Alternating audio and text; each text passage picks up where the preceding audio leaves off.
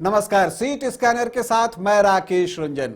आज मैं जिस विधानसभा सीट को स्कैन करने जा रहा हूं वो सीतामढ़ी जिले में है, लेकिन शिवहर लोकसभा के अंतर्गत आने वाली 6 विधानसभा सीटों में से एक है।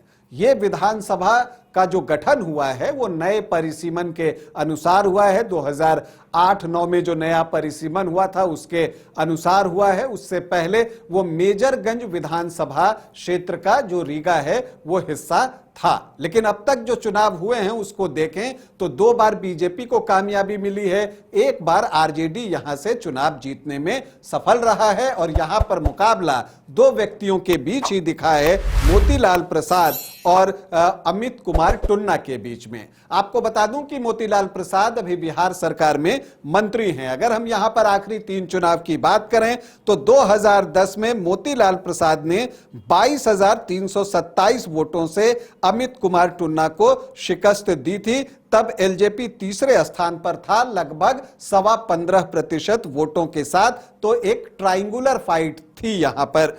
2015 में जब महागठबंधन बना, जेडीयू आरजेडी कांग्रेस एक छाते के नीचे आ गई थी, तब यह सीट कांग्रेस को ही दी गई और अमित कुमार टुन्ना ही प्रत्याशी थे। और जब जेडीयू आरजेडी कांग्रेस एक साथ आई तो जो अंकगणित बना वो आरजेडी के फेवर में बना, माफ कीजिएगा, कांग्रेस के फेवर में बना और महागठबंधन को यहां पर 22,856 वोटों की जीत मिली। 49% के आसपास उनको वोट आए।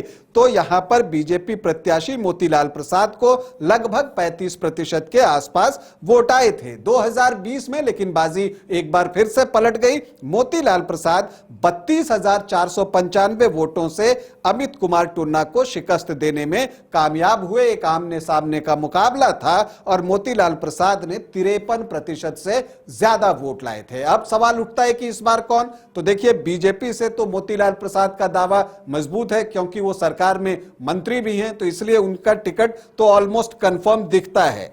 आरजेडी इस सीट पर अब चुनाव लड़ना चाहती है क्योंकि कांग्रेस को पिछली बार जो है करारी शिकस्त मिली है। तो आरजेडी से रघुनाथ झा के पोते जो हैं, ग्रैंडसन नवनीत कुमार झा, उनका नाम सामने आ रहा है। हो सकता है या तो वो शिवहर से लड़ें या फिर वो रीगा से लड़ें। कांग्रेस से अमित कुमार टुन्ना लगातार प्रयास कर रहे हैं। अब अगर हम रीगा के जातीय समीकरण को समझने की कोशिश करें तो क्या कुछ दिखता है। जो एससी वोटर्स हैं 14.07%, मुस्लिम 15.3%, यादव 10 से 11%, तो एमओआई 25.5 से 26.5%, राजपूत 6 से 7%, भूमियार 6.5 से 7.5%, ब्राह्मण 3.5 से 4%, तो सामान्य जाति 15 से 17%। कुशवाहा वोटर्स यहां अच्छी संख्या में हैं, 9 से 9.5%, कुर्मी 6.5 से 7%, और अगर इसमें आप धानुक को भी जोड़ दीजिए तो केकेडी का आंकड़ा